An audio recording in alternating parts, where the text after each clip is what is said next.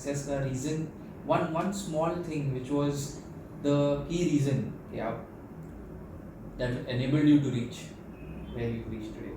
एक पर्टिकुलर की रीजन से हमारे ख्याल से कोई सक्सेस नहीं होता है, लेकिन एक बेसिक बात है कि हमने ऑलवेज मतलब हम लोग जो तीन पार्टनर हैं वो कंटिन्यूसली बिजनेस के लिए बहुत ही मतलब इन्वॉल्व रहे। Right. हमने बहुत सारे मतलब हार्ड वर्क भी किया है। हमने कभी भी हमारे बिजनेस से फोकस नहीं हटा है। और सबसे बड़ी बात है कि हम लोग अगर रिलायंस जैसी कंपनी से रिपीटेड 30 ईयर हमने ऑनेस्टी से बहुत काम किया। हमने कभी क्लाइंट को चीट करने का नहीं, और हमने हमारे आप जैसा बताया ना कि हमने अपग्रेड करने की हर लेवल पे कोशिश की। प्रोफाइल में नया काम करने का, नया क्लाइंट का मतलब क्लाइंट को भगवान समझ के चलते हैं। Client is God. उनकी कोई भी बात है तो ठीक है हम लोग डिस्कशन करते हैं, लेकिन वो इस तरह से फाइनली क्लाइंट जो बोले उस हिसाब से मोल्ड होने का मतलब फ्लेक्सिबिलिटी कॉन्ट्रैक्टर के जो क्वालिटी होनी चाहिए। अभी हम किसी से कुछ भी झगड़ा कर ले, कुछ भी ईगो रख के, ऐसा बिजनेस डेवलप नहीं होता। आदमी को डेवलप होने के लिए मतलब अच्छे रिलेशन, अच्छा क्वालिटी वर्क देने का, ऑनेस्टी, टाइमली। हमने मतलब बहुत ही मतलब एकदम टाइम बाउंड जॉब काफ़ी किया है। वो जो रिलायंस की सबसे बड़ी डिमांड है कि टाइम बाउंड क्वालिटी में और प्रॉपर काम करने का, वो हमने किया। हमने हमारे एम्प्लॉय को भी बहुत सारे लोगों एम्प्लॉय को मेंटेन किया है। मेरे पास 25 साल पुराने एम्प्लॉय है, उनका भी हमारे साथ साथ मतलब साथ में उनका भी प्रोग्रेस होना चाहिए, वो हमें ध्यान रखना। So I think if I summarize, my major take back would be कि आपका starts with your values first. Yeah. That is what वो led you to मतलब हम लोग जो कुछ भी मतलब ऑन किया या जो भी हम सक्सेस हो, उसमें हमको सबसे ज़्यादा सेटिस्फेक्शन है कि हमने ये सब कुछ किया, उसमें कभी कोई गलत काम करने की ज़रूरत नहीं पड़ी। और वो क्लाइंट भी हमारे थे कि उसने हमारी वो चीज़ को अप्रिशिएट किया। उन्होंने कभी ऐसे ही मजबूरी में हमें नहीं डाला कि हमें गलत करके कमाना पड़े। उन्होंने भी हमको जेन्यून रीजनेबल नेगोशिएशन करते थे, लेकिन एक रीजनेबल मार्जिन दिया। और हमने भी लालच नहीं किया ज़्यादा कमाने की। हमने ज़्यादा कमाने के लिए यही सोचा कि हमको ज़्यादा काम करना पड़े। इजी वे से अर्निंग करना वो शॉर्ट टर्म में कर सकते हो, 1-2 बार। बाकी आपको लॉन्ग टर्म में रन करना है तो यू हैव टू बी मतलब ऑनेस्ट ओनली, नॉट कि हम कुछ चोरी, ऑनेस्ट। हम काम करने में भी ऑनेस्ट है। हम जो क्लाइंट को भी झूठा बता दें, हमने कभी फ़ोन नहीं उठाया या कुछ भी फालतू रीज़न दिखाया, ऐसा कभी नहीं किया। अगर कुछ तकलीफ है तो कोई क्लाइंट के सामने फेस किया कि सर ये प्रॉब्लम है और हम कर देंगे। और हमने किया ऑलरेडी। कोई चीज़ में हमने मतलब रात भर भी काम करके, खड़े रह के भी काम करवाया। अभी ऐसी सिचुएशन नहीं, लेकिन हमने बहुत टाइम मतलब साइड पे खड़े रह के काम करवाया। So I think your values and your client importance and satisfaction to us. We spoke a lot about कि आपने what right things happened in your career which led you to reach, but would there be some mistakes also that would have happened, natural mistakes that you feel today after 30 years कि शायद ये avoid कर सकते थे अगर, या कोई ऐसा mistake जो avoidable हम कह सके? ऐसा तो कोई हमारे साथ मतलब ऐसा कि याद रह जाए कि भाई ये बहुत बड़ी गलती होगी, ऐसा नहीं हुआ। लेकिन एक बात है कि हम लोग जो 30 साल के बाद यहाँ पहुँचे, हाँ, या तो हम ये स्टेज पे जल्दी पहुँच सकते थे, या तो हम यहाँ से कभी कहीं आगे जा सकते थे। उसमें एक मिस्टेक ऐसा लग रहा है कि हम जो आप बोल रहे हैं बिजनेस डेवलपमेंट के लिए जितने मतलब एफर्ट्स लगाने चाहिए, उसके थोड़े ये भी था कि हमारा जैसे जैसे बिजनेस बढ़ा हमने फाइनेंशियल कैपेसिटी भी बढ़ाई। लेकिन हम अगर डेवलपमेंट की जो प्रोसेस अभी जो स्पीड पकड़ी है, जो अभी जो एग्रेसिवनेस है, वो 5 साल पहले करते तो थोड़ा सा रिजल्ट। बाकी ऐसा कोई रिग्रेट हो या ऐसा कोई मेजर मिस्टेक नहीं हुआ है। ओके। क्योंकि कॉन्ट्रैक्टिंग में ऐसा है कि आप थोड़ा अगर प्रॉपरली आपने कोट दिया है क्लाइंट को, अगर आपने उसमें काम पे पूरा ध्यान दिया है और आपके कुछ चोरी चकारी नहीं होती है, तो आप एक थोड़ा बहुत कम ज़्यादा लेकिन कुछ ना कुछ कमाते हो या कभी ब्रेक इवन होता है। बाकी अदरवाइज एक दो मिस्टेक ऐसी थी कि कुछ क्लाइंट को हम लोग ज़्यादातर ये चाहते हैं कि हमारा पैसा सेफ हो, ऐसी कंपनी से काम करते हैं, लेकिन एक आध दो कंपनी में काम किया वहाँ पैसा डूबा।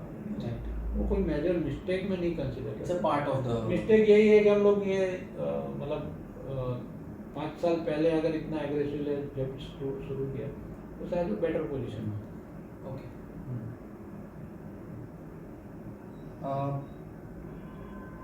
आपके ऑर्गेनाइजेशन में since you said that project execution आप it's always on, like you try to make sure it's always on time, so if we call it as a swift project execution वो maintain करने के लिए is there any methodology that this organization, like her company का एक तरीका होता है, so there would be some specific that you all follow? देखो हमारे केस में ऐसा है कि हमारी मेथोडोलॉजी तो मैं आपको समझाता हूँ, लेकिन ऐसा है कि हम लोग जो रिलायंस या कॉर्पोरेट कंपनी से काम करते हैं उनकी इंजीनियरिंग टीम होती है, और वो लोग साइट पे क्वालिटी, क्योंकि ड्राइंग्स उनके रहते हैं तो ड्राइंग के हिसाब से क्वालिटी से काम होता है, वो लोग भी चेक करते हैं, और वो लोग टाइमली काम कराने के लिए प्रेशर भी रखते हैं, लेकिन उस दोनों चीज़ उनको सेटिस्फाइड करने के लिए हमारे साइट इंजीनियर भी मतलब इतने ही हमको प्रॉपर रखना पड़ता है, और टाइमली एग्जीक्यूशन होता है। और पर उसके लिए बहुत बड़ी बात है कि हम लोग रेगुलरली हमारे साइट के प्रोजेक्ट मैनेजर के कांटेक्ट में रहते हैं, दिन में या ऑल्टरनेटली हम तो 40-45 मिनट पूरा साइट का हम लोग रिपोर्ट लेते हैं, राइट। और दूसरी बात इम्पोर्टेंट है कि हम क्लाइंट के भी डायरेक्ट कांटेक्ट में हैं। अगर साइट का प्रोजेक्ट मैनेजर, उसके पास मेरा मोबाइल नंबर, मेरी उनसे बात रेगुलर होती है, तो क्वालिटी अगर कहीं मिस होती है तो वो लोग हमको इमीडिएटली बताते हैं। और हम लोग हमेशा से ये मतलब रहे कि हमारे जो वर्कर है, जो लेबर कॉन्ट्रैक्टर, वो भी हम लोग अच्छे काम करने वाले, हमारे पास उनको भी साइट प्रॉपर्ली पेमेंट करते हैं, उनके बिलिंग प्रॉपर्ली होती है, उनको पैसा टाइम पे मिल जाता है, तो वो भी हमने जो अच्छे हैं उनको ही मेंटेन करके रखा है। थोड़ा महंगा भी पड़ता है, राइट, लेकिन हमने एक माना है कि अगर हमारे रिलेशन ठीक है कि मैं 30 साल से काम करता हूँ, लेकिन उससे भी ज़्यादा हमको एकदम क्लियरली मालूम है कि हमारी क्वालिटी अच्छी है तो क्लाइंट हमको रिपीटेड ऑर्डर देगा। जिस दिन क्वालिटी हमने अगर क्वालिटी और टाइमलाइन नहीं मैच किया तो हमको धंधा ही बंद करना पड़ेगा, राइट। उसके लिए हम बहुत अलर्ट है और इसके लिए बहुत सारे मतलब एफर्ट्स लगाते हैं हम लोग। और हमारे जो इंजीनियर वगैरह हैं वो भी हमारे साथ बहुत पुराने हैं, वो लोग भी क्वालिटी के लिए इतने ही है।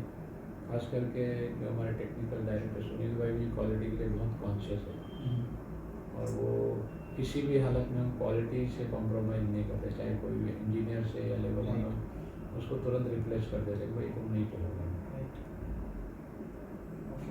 So I think my takeaway in this would be कि you make sure कि एक तो communication happens on time, whatever the status is, client तक वो पहुँचता है, कुछ भी issue हो तो resolve तभी का तभी हो जाता है। Day to day you have to touch Right. with your site, Right. site and site people, Right. either client और आपके जो भी हम लोग अभी तो ज़्यादातर डेली व्हाट्सएप पे पिक्चर आते हैं, हाँ, उसमें हम लोग माइन्यूटली मतलब जो चीज़ इतने साल के बाद पता चल गया कि भाई अभी फ्लोरिंग हो गया तो क्या प्रॉपरली होना चाहिए, वेंटिलेशन नहीं होना चाहिए, लाइन मिलना चाहिए, नीचे बराबर से प्रॉपर बेस प्रिपरेशन होना चाहिए ताकि टाइल्स फोकल नहीं हो जाए, टूटे नहीं, तो वो सब चीज़ें अभी criteria.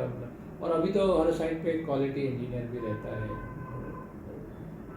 And I think it's also कि आप यू नो एग्जैक्टली कि क्लाइंट का ये नीड्स है उसके हिसाब से आप सेट करते हो। क्लाइंट की नीड नहीं भी हो, बहुत सारे क्लाइंट होते हैं कि हाँ जल्दी कर दो कर दो कर दो, लेकिन इट डजंट मीन्स कि तुम कुछ भी दे दो वो एक्सेप्ट भी कर ले, लेकिन वो हम लोग एक्सेप्ट नहीं करते, राइट, क्योंकि वो तो हमारे साइट इंजीनियर और लेबर को ऐसी प्रैक्टिस हो जाएगी और कल ना क्वालिटी कभी ना कभी बोलेगी। आप अगर मान लो काम करके निकल गए, पैसा भी आ गया, लेकिन 1 साल बाद टूटेगा, खराब होगा या उसमें कुछ प्रॉब्लम होगा, कहीं लीकेज होगा, कोई भी आपका काम देखेगा, क्योंकि ज़्यादातर क्लाइंट जो बड़ा नया क्लाइंट होता है और हमने को बड़ा ऑर्डर देने के लिए वो हमारे प्रीवियस एग्जीक्यूट किए हुए काम को देखने आते हैं, वो बहुत ही हाईली टेक्निकल पर्सन आते हैं। वो भी तुमको अगर तुम बोलो मैंने 2 साल पहले ऑफिस बनाए हैं तो वो देखेंगे कि 2 साल पहले तुमने जो कितना लाइन लेवल और क्वालिटी में काम किया। आपका काम बोलता है, अल्टीमेटली आपको प्रोफेशनल में कोई मतलब रिलेटिव से काम मिल जाएगा, कोई रेफरेंस से काम मिल जाएगा, रेफरेंस से इंक्वायरी मिलती है काम तो आपकी काबिलियत पे और आपके रेट जो अपने नेगोशिएटेड रेट जो Right. सो जैसे आपने कहा टाइम और क्वालिटी, सो काफ़ी बार ये भी होता है कि टाइम और बजट का कंस्ट्रेंट होता है, like which is a normal thing in the project. Initially कभी कभी ऐसा कुछ प्रोजेक्ट में होता था, लेकिन अभी हम लोग मतलब अगर ऐसी सिचुएशन आती है तो हमको मालूम होता है. कभी कभी हम लोग कोई कंपनी में एंट्री लेने के लिए बहुत ही कॉम्पिटिटिव कोई काम ऐसा है कि भाई चलो इसमें टर्नओवर बढ़ाना है, हम सोचते हैं कि चलो वो साइट का काम और ओवरहेड निकल जाएगा, भले हमारी जेब में कुछ नहीं है तो हम काम ले ले. लेकिन ज़्यादातर हम लोग टेंडर बहुत ही मतलब प्रिसाइजली भरते हैं. राइट. ऐसा कभी कभी ऐसा होता है कि भाई हमने स्टील का कुछ रेट कंसीडर किया और रेट बढ़ गए, तो वो थोड़ा उसका जो एंड रिजल्ट है वो थोड़ा बिगड़ जाता है. Right. प्रॉफिट एंड लॉस का जो बैलेंस शीट है वो बिगड़ जाता है. लेकिन ज़्यादातर ऐसा नहीं होता है, क्योंकि हम लोग जो टेंडर कोट करते हैं उसमें प्रॉपर रेट है, हम लोग लमसम में नहीं भर देते हैं. राइट. हर एक आइटम का कॉस्ट निकालते हैं, उसके ऊपर लेबर रखते हैं, उसके ऊपर सारे ओवरहेड कंसीडर करते हैं. हाँ, कभी कभी अगर आपको टाइमलाइन मैच करने के लिए थोड़ा खर्चा बढ़ जाता है तो वो प्रॉफिट थोड़ा वीक कर देता है, बाकी लॉस नहीं जाता है. Right. So I think it's the precision that is While quoting, yes, that is more important. right. Not just के ऑर्डर मिलने कभी के आपको बाद. हाँ, लेकिन पूरे ऑर्डर में कोई एका दो आइटम ऐसी हो जाती है कि हमने कुछ कंसिडर किया, फिर वो डिटेलिंग में कभी कुछ हमारे जो टेंडरिंग करने में मिस आउट कभी हो गया, Right. 5-25,000 50,000 लाख रुपए जाता है. लेकिन वो तो पार्ट ऑफ द गेम है. Right. हम लोग महीने में कभी कभी 10-10 टेंडर पोस्ट करते हैं, तो कोई टेंडर में कभी अगर कोई मिस्टेक रह गई स्पेसिफिकेशन समझने में, बीओक्यू में कुछ लिखा लेकिन उसके ड्राइंग डिटेल में कुछ और दिया, तो फिर रह जाता है. लेकिन वो बहुत बड़ा ऐसा नहीं होता है. Right. ऐसा कभी नहीं हुआ कि हमने पूरा प्रोजेक्ट में लॉस कर दिया बहुत बुरी तरह से, हम्म. ऐसा कभी नहीं होता. कभी कोई प्रोजेक्ट लंबा हो जाता है वेरियस रीजन से, कोई क्लाइंट का पास फंड नहीं है, साइड से अप्रूवल नहीं है, क्लाइंट कोई नहीं पड़ी है, तो फिर वो हमारे ओवरहेड बढ़ जाते हैं, तो हमारा वो प्रॉफिट कभी कभी वॉश आउट हो जाता है. Right. कभी 2-5% जेब से भी जाता है. तो ऐसा वो, लेकिन वो पूरे 30 ईयर्स में 5 प्रोजेक्ट में ऐसा हुआ है. Right. वो बहुत बड़ी बात है, लेकिन अलर्ट तो रहना ही पड़ता है. अगर आप अलर्ट नहीं रहोगे तो वो आपको प्रॉब्लम कर सकते Then it becomes risky. हैं. या And since you said that quality is something that आपने ही set किया है, not just the client's end. So how do you ensure कि आपके जो partner vendors होंगे जिनसे आप certain things आप शायद procure करते रहेंगे या कुछ service शायद लेते रहेंगे, so वो project quality plus DHIPL quality वो maintain करने के लिए is there any certain measures that you take care के your vendors follow those kind of levels of quality? Actually जब आप कोई कॉर्पोरेट कंपनी में काम करते हो तो सबसे पहले तो ऐसा होता है कि वो लोग जो मटेरियल स्पेसिफिकेशन देते हैं वही यूज़ करना होता है. अगर उन्होंने स्पेसिफाइड किया है कि आपको ग्रीन प्लाई MR ग्रेड खरीदना है, वो Right. हम वही देते हैं. Right. उसमें मुझे कोई मतलब अपना एक्स्ट्रा ज्ञान देने की ज़रूरत नहीं है, और वो लोग एक्सेप्ट भी नहीं करते.